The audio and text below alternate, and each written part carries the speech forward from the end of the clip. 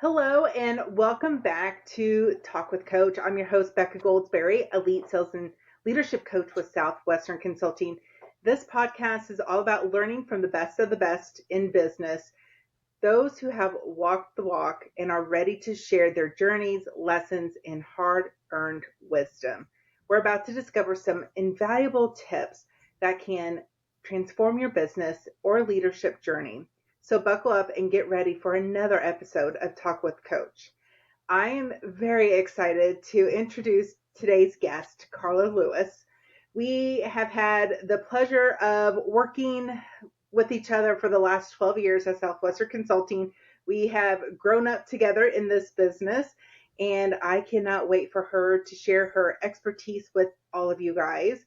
Karla has 30 plus years sales record of always being a top producer. She is most interested in helping people who want to take their lives and careers to the next level and become the most marvelous version of themselves. Her clients have enjoyed increased income, better quality of life, and improved leadership skills because of her coaching. Karla splits her time between rural Ohio, where we're having gorgeous weather for October. I don't know what's going on, but We it's are. absolutely beautiful right now here in the Midwest, where her adventure-loving husband, Brad, has a grain farming operation, and Middle Tennessee, where her heart truly lies. Family is super important to Karla and Brad. They love spending time with their kids and their grandchildren, traveling to places they've never been, and spending time out on the road in one of their 5 classic cars, which are all just absolutely gorgeous.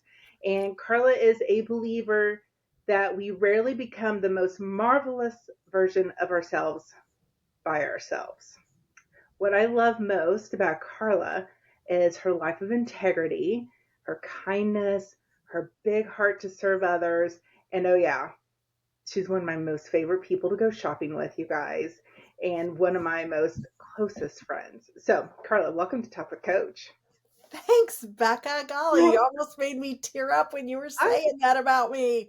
Oh, I should have done your 10-year award. Is what I should have done. there you go.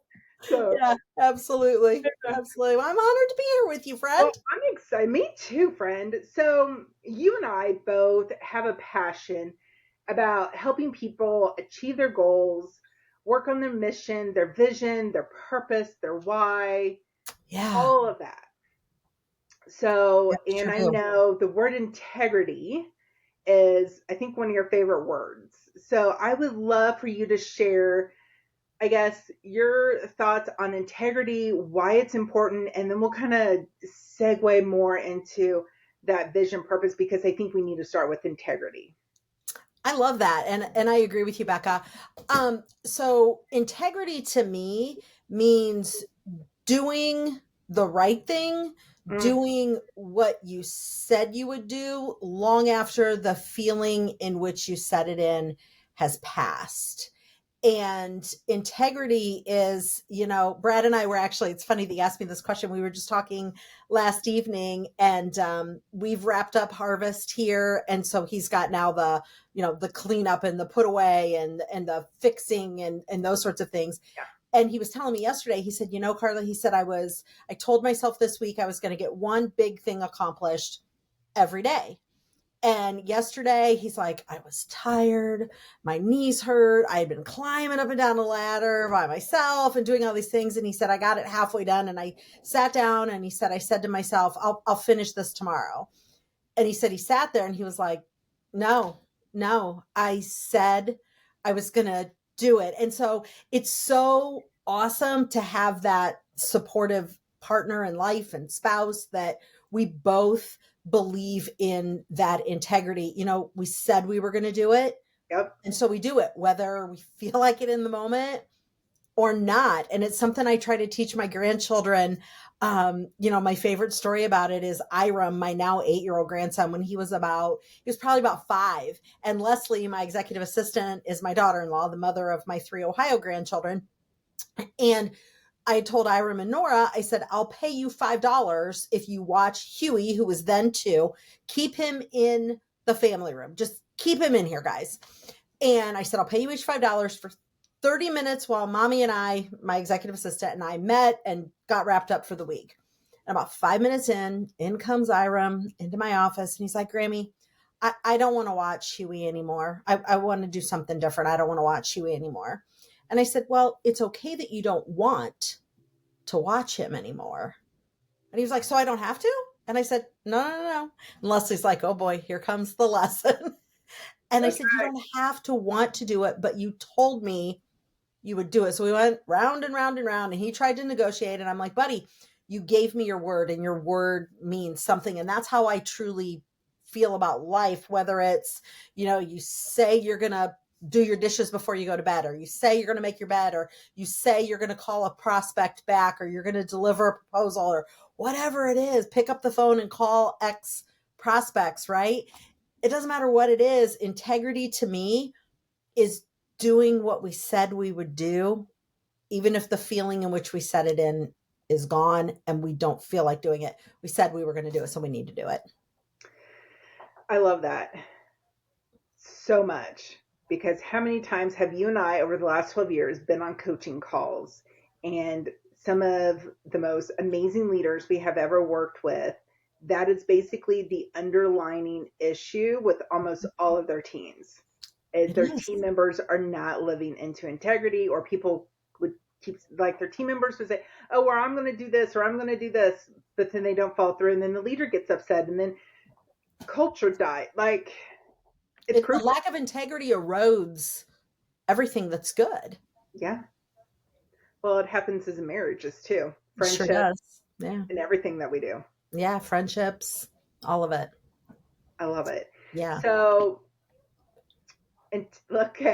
let's lean into this, because you and I have had so many conversations about setting super big goals, and then, like, when we don't hit, when we haven't hit them in the past, like how crappy that feels. Because I know everybody listening, we have all done it. But this year is different for you. Like, you've got a massive big goal this year, and like, you are doing everything you can, living into integrity, trying to hit this big goal. What flipped the switch for you?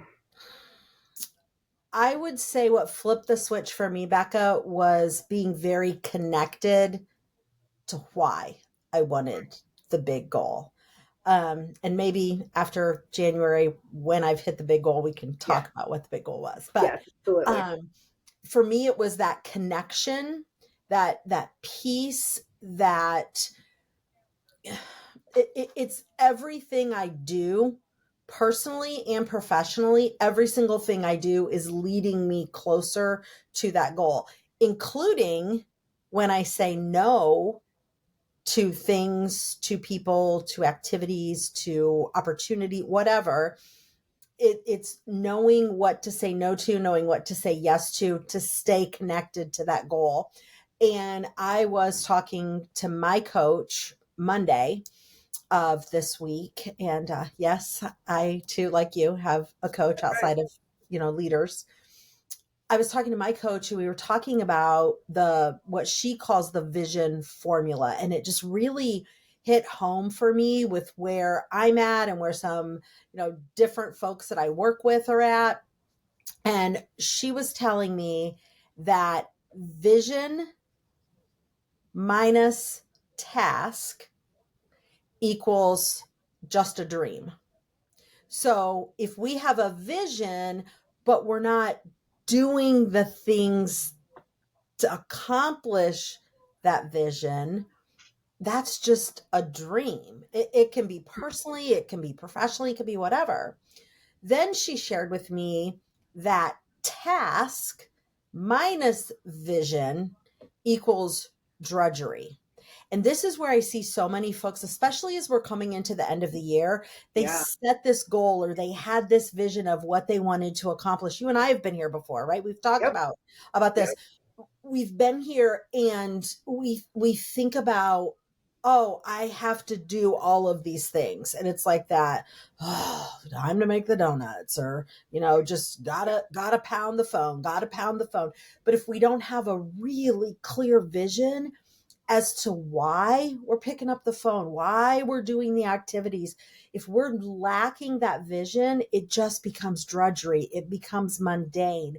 It becomes unsustainable, which in turn, the vision fades, the vision dies. And then here we are, Mm, whatever. It wasn't that important. The lies we tell ourselves. But really, where the sweet spot is, and this is where I work intentionally. Am I perfect at it? No. Have I improved a ton? Absolutely. Is vision plus task equals living on mission, living mm, on purpose. I And love it's that. when we know that every single thing that we do, every action, every task, every activity leads us closer to that vision. Okay, that is a phenomenal way to visualize how Yeah, to isn't get. it? Yeah, it's Yes, not mine. like It was Vicky's. Yeah. Vicky, brilliant.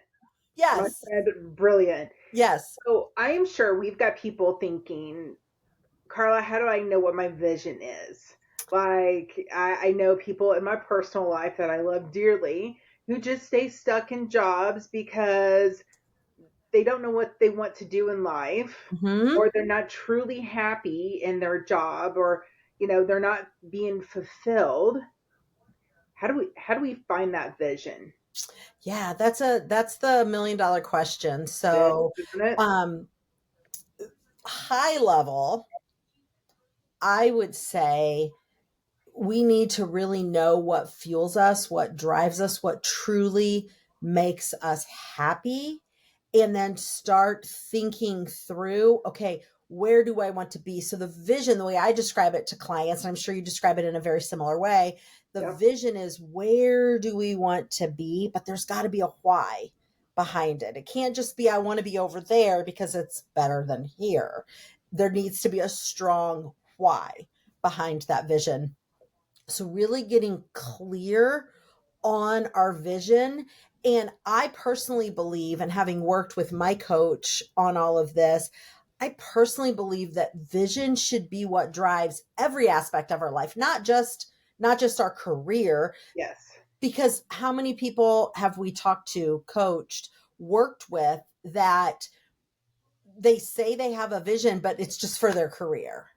Right. Or they did a vision board, and on this vision board, there's a Ferrari and a beach house and a boat, right? So but there's no emotional connection. I think sometimes Yeah. people are missing that emotional connection to Yes. the why. Like, I want these things, okay, but why?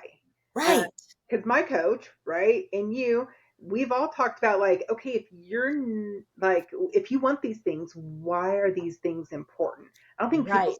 think about that. So we've all done vision boards with our clients, Karla. I Mhm, mean, mhm. we've seen them all, and they just put a lot of them just kind of put pictures on there. But when you start asking them why is that important, and my Right. favorite question is, what is the impact? Yes. Yeah. What's What's that going to do when what's it going to feel like when you get that? What's the impact of achieving that? Yeah, I love it, Yeah. because I think so many times, um, here in Indianapolis in March, we're doing a women's leadership summit for Junior League. And I feel strongly about doing a really cool, like, exercise that a friend of mine, Katie Laurie, did. And maybe I should do this, like, with our team one day. But basically, it's an exercise where you pick out words that describe, strong emotions, and you'll end up with like two words, and basically that's your purpose statement. Like, those Oh, I two love that. words create a purpose statement. So Yeah. what's your purpose statement? Because I know you know yours by heart. Yeah, so I have a vision and a purpose and then a mission. So Yeah. my vision is to leave a lasting legacy where I impact people and help them maximize their purpose and values to glorify God. And my purpose and the reason I exist is to be a positive difference maker. And then I have a mission, the things I say yes to that I say to myself out loud every single day. Hmm. And everything I do surrounds my purpose and my vision. And it has to match. And it's not just my work at Southwestern. It's not just being a Grammy or a wife or a mom or a friend or whatever. It's all of it encompassing. And it's humbling to remind myself at times, no, your purpose is to be a positive difference maker. When I'm traveling, 75, 80 miles an hour down the highway and somebody's in the left lane and they're not speeding, but I'm like, no, But you gotta stay with it. And that's why it's so important to be so well connected and anchored to our vision, our mission, and our purpose. And then that's when we can go and live that life of integrity that we were talking about earlier. That's when we can go and not fumble, right? And not let the mediocrity set in. absolutely. No, I love that. And I'm just thinking here, how many times have we talked with people where they just feel like they're floundering just because they don't know how to connect at all? Yeah. Yeah. Or they're burnout because it's why do I keep going back from, and I've been there in previous careers. Why do I keep getting up in the morning and going to this career that is not fulfilling, that is not serving a purpose other than a paycheck? And we talk about your purpose has to be bigger than your paycheck, and we would do this career that we have for free.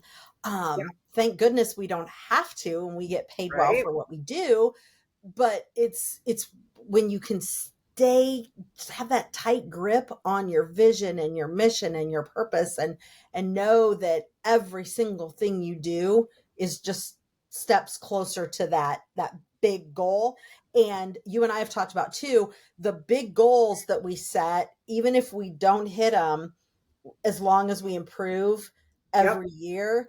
And we don't adjust the goal, we just adjust the time frame. that's right. That's and right. and that's what I've done. And hopefully this is the last year I have to adjust this daggum time frame for That's this right. big goal.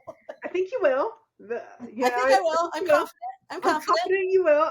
Well, And we will have you back in January to give everybody an update too. there you go. Um, so I, I don't know, a couple weeks ago, it reminds me because people are like, how do you set goals? Like, how do you do that? Right? Everybody knows the SMART goals and all these things. Yeah. And it reminded me on the TPE call that I ran, or the conference call for everybody who don't know. It's Yeah. our conference call that we do internally for all of us coaches. I kind of broke it down because we have, we teach our clients 10, um, 10 steps to courageous goal setting. Sure.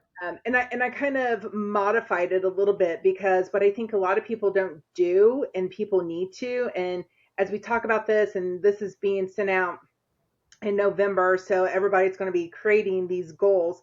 I think a lot of people don't do a good SWOT analysis to figure out where are your strengths and your weaknesses and the opportunities and threats. And I think people see and definition of SWOT differently. I always Hmm. say strengths are like, what are you really good at? Weaknesses are, what are you technically not good at? Like, what are the skills that you need to develop? Hmm. Opportunities are like, okay, what's out there? What can you accomplish? And then the threats are, what are the things outside of your controllables, Right. Right. right? Yeah. So I think, before you start ever working on your goals, I think everybody needs to do a SWOT analysis and really deep dive. I agree. And then it's the weaknesses, creating that plan around what can we do to improve those weaknesses, those Yeah, those skills or emotional soft skills, that sort of thing. Really crafting a solid plan and then having accountability around, are we sticking to integrity? Are we that's right. doing that? It all comes back, right? Are we doing the things we said we were going to do in order to do that? And I love that idea of goal setting, and doing the SWOT analysis, and then just getting real with ourselves, because none of us are perfect. We Yeah, all can get better in so many areas if we just are real with ourselves. absolutely. And here's the other thing too. I think I don't know about you, but I've seen it so many times where people set these big, massive, hairy, audacious, amazing goals, Hmm. but it's not realistic because it's past their maximum earning potential. Like it cannot be done because they realize like, oh, I can't, you know what I mean? Like it's too far out there, you Right. know? So I think you're right. I think you've got to be real in the possibility and figuring out what your maximum earning potential really Hmm. should be and what it Hmm. can be. Yeah. Yeah. And I think it's great to dream big and to set Absolutely. these big goals. Then, like a lot of my clients, they'll set like their goal and then their stretch goal. Like if Yeah. I just stretched. And what's really interesting is so many of them this year that set a goal and then set that stretch goal, most of them are inching towards the stretch goal Yeah. because they've got momentum. They've created that momentum of, okay, I've achieved this. Now I'm running up, I'm biking up the hill and I've got the momentum and I'm not going to stop, right? I've got the pedals moving. And so they're going to hit closer. They're not all going to land at their stretch goal, but some of them are going to be awfully darn close to their stretch goal. And just to see the looks on their faces, on our faces, on the faces of my team members and that sort of thing, when they do it, it's like it brings me so much joy to see other people Yeah. accomplishing what at times they never thought would be possible. Never. I know that's always the fun part of what we do. Hmm. It is. Like, and It I'm is. thinking, and I'm sure you're thinking, I'm thinking of clients in my mind Yeah. at this moment, they're really about to realize their best year ever Hmm. in what some would say a tough economy, Yeah. which is so amazing, which is Hmm. really awesome. It So, is. I mean, it just kind of gives me goosebumps and like, what we do is amazing and how we serve others is amazing. How Yes. did you get into, because I know before Southwestern, you had your own company. How did you start it? What got you into that consulting arena when you first started before Southwestern? Oh golly, that's dusting off some cobwebs there, I know, Becca. I know. We've been here a while. Yeah. Um, I've always done sales. I like to tell the story that my sales career started when I was a junior in high school several years ago. It wasn't that long ago. Oh, Becca, it's probably longer ago than some of the age of the people that are watching this. I have a good hairstylist, a good Yes, you colorist, do. That's right. good skincare. Yes. Um, but I started when I was in high school. I've always been competitive from the aspect of I like to win whatever it is. And I was a cheerleader, and we sold suntan lotion in January in Mm-hmm. Ohio. So I Mm-hmm. don't know if your viewers or listeners understand, but the sun does not shine in Ohio or Indianapolis from like the end of October until we're getting ready to go into gray season We until are. like Gray May. season's happening soon. Yeah, it is. I mean, today's Yeah. a beautiful day, but I'm like, oh, what's going to happen? Yeah. So they came in and they said the top seller of this suntan lotion is going to get, and I'm totally dating myself, this silky red jacket with the snaps down the front and then the armbands that were red and white. Our school colors are red and white, and had the armband and then the collar. And I was like, oh, I'm going to win that jacket. Mm-hmm. I'm going to win that jacket. And so I learned how to sell, and I just sold. I've done retail. I've done newspaper advertising. I've sold high speed wireless internet. I've done marketing consulting. I've sold temporary services to businesses. And I just loved sales so much Yeah. that it's just part of who I am, because I view sales as problem solving. Like, my prospect has a problem. I have a solution. I met with a client today, a prospect today, and they were like, oh, yeah, this is what we need. And I'm like, okay, this is what we can do. And they're like, great, put together a proposal for training. So I've just always loved sales. And I've seen how some people, I worked with a guy when I sold newspaper advertising, And he and I were always neck and neck as far as production. And the one time I had stopped in somewhere and one of his accounts was in, I don't remember how it was, but I started talking to one of this guy's accounts and he's like, oh, I just buy from Mike so he'll go away. And I was like, what? They're like, yeah, he just talks too much. So as soon as I see him come in, I buy the lowest thing just to get him out. And I was like, that's not right. That's not No. right. That's not right at all. Because I was going in with campaigns and, hey, what if we did this? And, hey, I was thinking, I saw you have this. And, you mentioned you wanted to sell more of this. And so I think that was kind of like the little tiny seed plant of, I want to teach people how to sell ethically, honestly, and without shortcuts. And so when this opportunity was presented to me, I was like, this is perfect because it blends.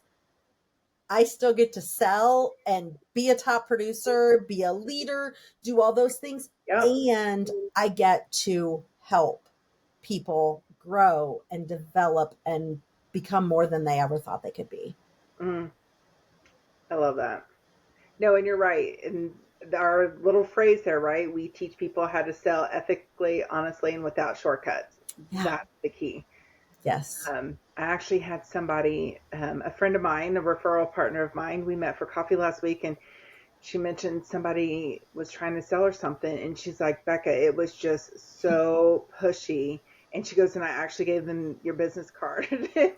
So, and I was like, I haven't had anybody call yet. And she's like, oh, they're not going to call. She's Right. like, hopefully that was the nudge to say, hey, you got to go about this the right way. Exactly.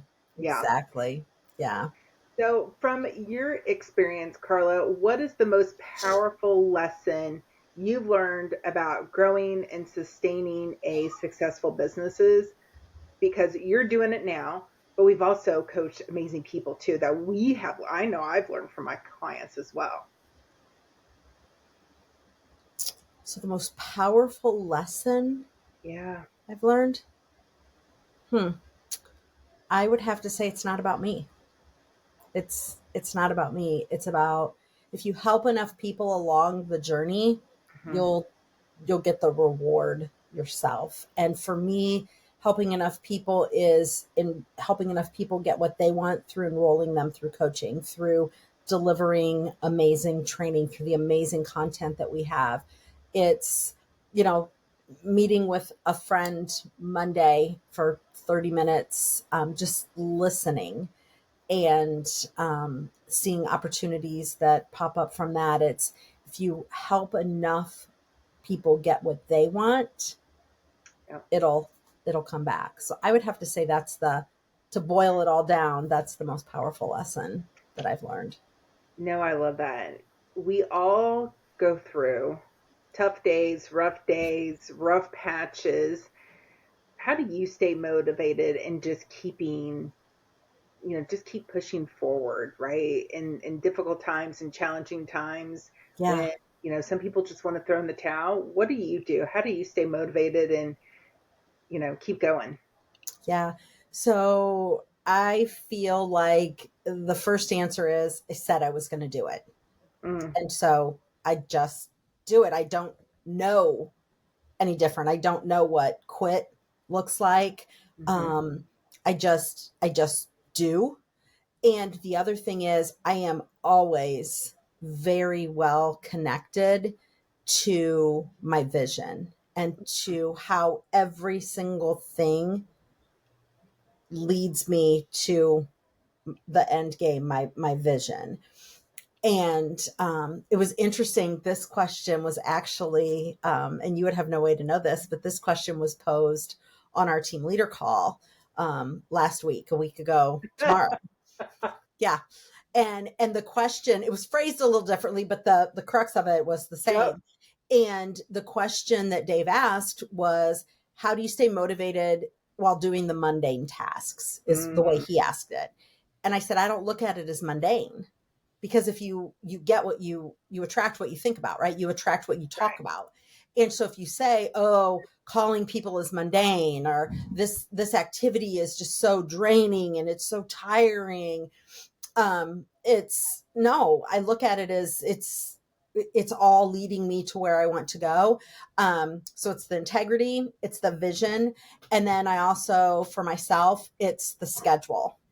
Yeah. It's doing my schedule every single week, planning in a logical state on Sunday at some point. So when Monday hits and then whatever hits the fan Monday through Friday, I can stay focused on, "Oh, this is what I said I was going to do. And so Mhm. I'm going to do it. And I don't have to think about it. I don't have to try to squeeze something in. I live out my schedule." And part of that is my personal schedule too. So like today's Wednesday, it's date night. I don't know what Exactly. Brad and I are doing. He came in right when we first started, so I have no idea what we're going to do tonight, but we're going to do something. And it's finding those pockets of time. This Friday, when I'm listening to the training call that we have Friday afternoon, I'm going to be driving my granddaughter with me to Columbus to meet my sister and my niece, and we're going to have a quick girls weekend and just hang out and have fun. And so it's the reward of, hey, because I lived out my schedule, because I did what I said I was going to do, now I get to do these fun things and looking at it like that. So integrity, vision, and schedule is how I stay motivated. So we've talked about two of the three. You, I live by my schedule too. Yeah, I Everybody know you knows do. this. Like with if I don't have a schedule, Michael and I and Thad are just probably lost for the week, wondering who does what, right? Yes, exactly. I mean, seriously, and it makes me wonder because I did my schedule, but I didn't print it out for Michael on Monday. And Mm, Monday night, he goes, "Where's the schedule?" Like he literally freaked out on me. He's like, yeah. "Where's the schedule?" He goes, "What are we doing?" So I was Mm-hmm. like, "Oh yeah, sorry. Let me pull it off the printer and I'll put it on, put it up on the on the refrigerator." Yeah. So and it blows my mind how people don't put in time for date nights. I Mm-hmm. remember one of you know a client I coached for almost 5 years, Ashley. I remember, and I asked her, it's like she wants, she was so busy and she was building, her regional team, and she became a market director, Uh-huh. and she was running out of time, with her boys, and I was like, why don't you just have a weekly date night with the boys too? So it's important. Right. Whatever is important to you, put it in your calendar. You Mm-hmm. got to make time for it, whatever it is. Absolutely. I agree Yeah. 100%. Like date nights are important. Date nights with kids are important. Hmm. When we're in Nashville, Carl and I have to put shoe and shopping time in our calendar. Exactly. Like Exactly. those are important, Yes, people. Those things are important. that's right. Um, That's exactly right. but more importantly, making sure I think people put enough time in to do the mundane, like you said, the mundane task. Hmm. I don't know how many clients I've talked to over the last 12 years. I hate making calls. I don't like the cold call. I don't. I'm just going to text people or email people to prospect. Y'all, nobody reads their emails anymore. Yes, Right.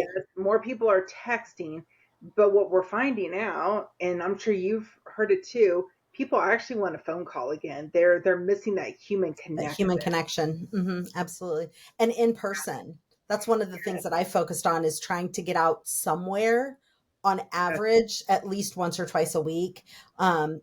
This, video connection is good. However, physical connection is even better. I think that's one of the ways COVID hurt us the most. Yeah. Yeah. I And I agree. think a lot of businesses are still suffering from it Hmm. because leaders aren't doing team meetings still on a regular Hmm. basis. Yeah. There are people don't want to come back to the office. Everybody want to work from home, when maybe for the industry it's not probably a good idea for them to work Right. from home. Right. And Right. so Bring your culture back. yeah, culture I think is missing so much for so Yeah. many Yeah. companies. Yeah. Exactly. So not everybody can be, I don't know, working from home. I become a total time management, you know, you know, taskmaster because I have Yes. to. Hmm. Hmm. And I In know, order to get it all done and to be effective and efficient, yeah, that's what we need, is our schedule. no, I love Absolutely. it. Yeah. So those three things that you talked about, I think that's so paramount for so many people. Yeah, I agree. And maybe they just focus on one or two, but not on all three. Right. Right. So good. Yeah. So what's your plan? So once you hit this big goal, what's next for Karla Lewis? Sleep and a vacation. Fantastic. And I am sure Brad will be all for it. Yes. Yes. No, it's maintaining. It's, Okay. I want to just maintain that I've had a nice upward tick this year, and now it's just made, slight growth. I believe that there's always more in me. And I also believe that we can only run hard and fast for so long that we need to give our brains some time to decompress but continue that forward trajectory, and then really digging in and helping the folks on my team get what they want. Because if you help enough people get what they want, we get what we Absolutely. want. 100%. Yeah. So if you boiled it down, what are the top 3 pieces of advice that you would give anybody looking to grow their business or their leadership skills? We talked about a lot today. So what would be your top 3? I would say have a very clearly defined vision, mission, purpose statement for yourself first, and then for your business. That would be my first thing I would tell someone. Okay. The second thing I would tell someone is just plan and execute. Do your schedule. Once you have your vision, do your schedule, plan and execute. Don't let the noise get in the way.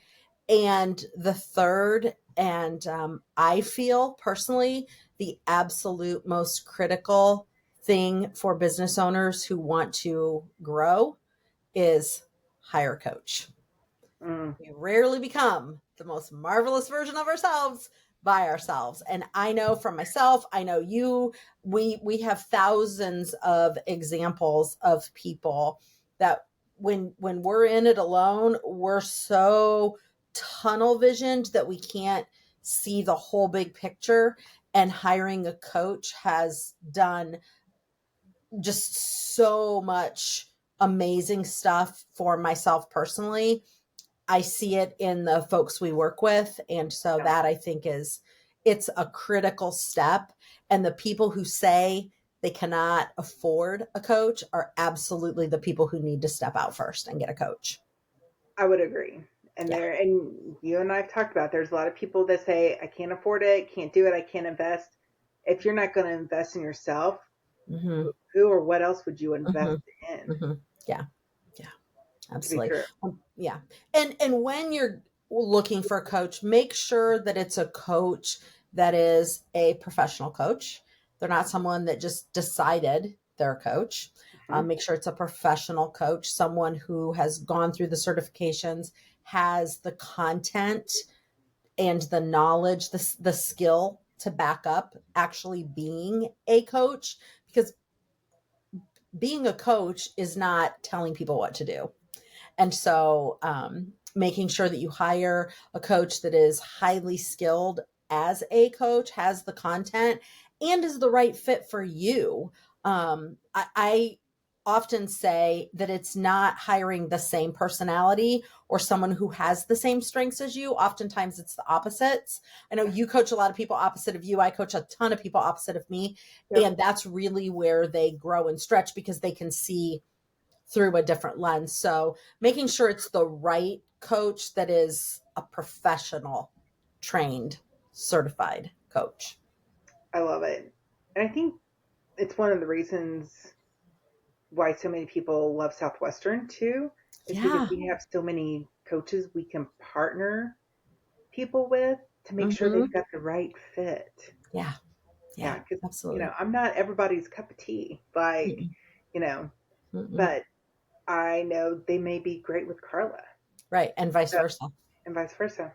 Yeah. So Absolutely. awesome. I love it. Okay, so I always end on a funny note with Talk with Coach Karla. So I Okay. always ask people, what is the funniest story you can share maybe I should have had Brad come in, or even Gert hop in. What is the funniest story you can share with us growing up? Because I know you and Brad were high school sweethearts too. We were. Oh gosh. A funny story? I don't know that I have any funny stories. Oh, I bet Brad could tell you. Oh, he probably could. Well, it's not necessarily growing up, but this is Okay. the first thing that came to my mind. Actually, Brad and I Yep. were just talking about it the other evening. Um, you know me well, and I don't need help. I can do things myself. I, I got this. Yep. And Brad and I, it's been several years ago. Brad is my husband. We've been married for 36 years, I think. Yes. Dated. I've been with Brad since I've been 15 years old. So we basically grew up together. I've known him since I've been 5. And we were out to dinner. And it was a winter month in Ohio. And it had snowed quite a bit. And we were at a restaurant and we came out. And it's that time of winter where there's snow and then it like gets smashed down and it melts, but then overnight it refreezes. And so it's like this all weird, bumpy snow.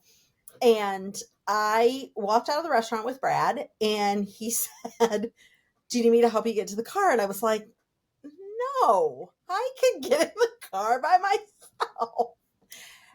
And all of a sudden, I'm on my butt beside the car, just whoop. And I hear Brad say, where did you go? And I said, I'm over here. And he's like, over where? I'm like, on the ground.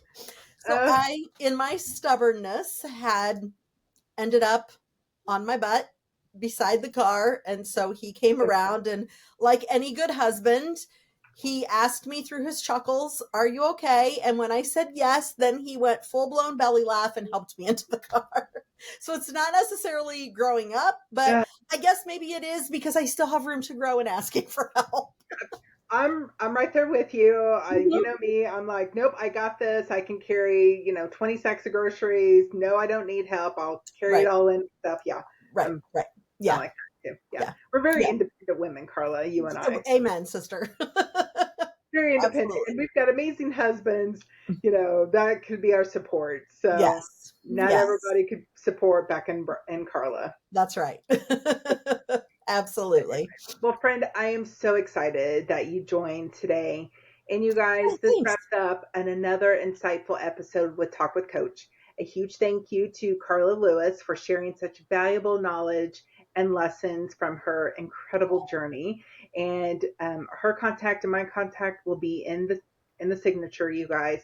So if today's episode resonated with you, or you have a burning question or topic you would like for us to discuss in the future, we'd love to hear from you. Make sure to subscribe to the podcast on YouTube, Spotify, or wherever you listen. Until next time, remember, every step forward is part of your success story. Keep striving for greatness, keep learning, and don't forget your journey is just beginning.